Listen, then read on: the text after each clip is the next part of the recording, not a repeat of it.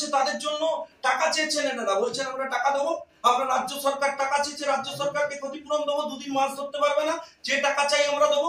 SDO চিঠি দিয়ে DRDO কে বলেছে যে 11 লক্ষ টাকা দিতে হবে। ডিআরডিও বলছে ভাই আমি 20 লক্ষ টাকা দিচ্ছি, আরো বেশি টাকা দিচ্ছে আপনি নিন। ওদের বক্তব্য যে ওই টাকা সরকারকে দিলে হবে না, সোহেল বাবুকে দিতে হবে, ওনার তোলা চাই, উনি করতে দেবেন না, উনি ওখানে গিয়ে আটকে রেখে দিয়েছেন। আপনি ভাবুন, আমরা লজ্জায় আমাদের মাথা কাটা যাচ্ছে। এরা কারা? এদের কারা তৈরি করেছেন? আমি স্পেসিফিক্যালি জানতে চাই যে রাজ্য সরকার কেন এই অনুমোদন দেবে না দেশের সুরক্ষার স্বার্থে?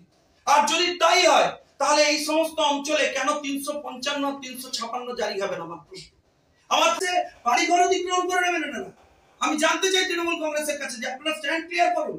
ভাই মৎস্যজীবীদের 4-5 জনকে সামনে দাঁড় করিয়েছেন এনারা, বলছেন ভাই এই প্রকল্প করতে যাওয়া যাবে না। 11খানা প্রশ্ন করেছিলেন, ডিআরডিও 11টার উত্তর দিয়েছে। আপনাদের সেই কপি দিয়ে দেবো, আপনারা দেখে নিন। অফিসিয়ালি এর কি ইন্টারেস্ট? ইনি কি মৎস্যজীবী? ইনি ওখানে মাছ চাষ করেন? ওনার এই ব্যবসায় কি সম্পর্ক? শুধুমাত্র তোলাবাজির বাইরে উনি কোনো অপারেশন করছেন না। এবং ডিআরডিও যারা সায়েন্টিস্ট তাদেরকে থ্রেট দিচ্ছেন, তারা ওখানে যেতে পারছেন না, তারা কাজ করতে পারছেন না। আজকে চাঁদিপুরের এক্সটেন্ডেড কাউন্টার ভাবুন, যদি আজকে সফল উৎক্ষেপণ হতো এখানে, আমরা কতটা গর্বের সাথে বলতাম যে আজকে আমাদের দেশের স্বার্থে আমরা আমাদের জায়গা দিতে পেরেছি। আজকে আমি যদি মৎস্যজীবী হতাম,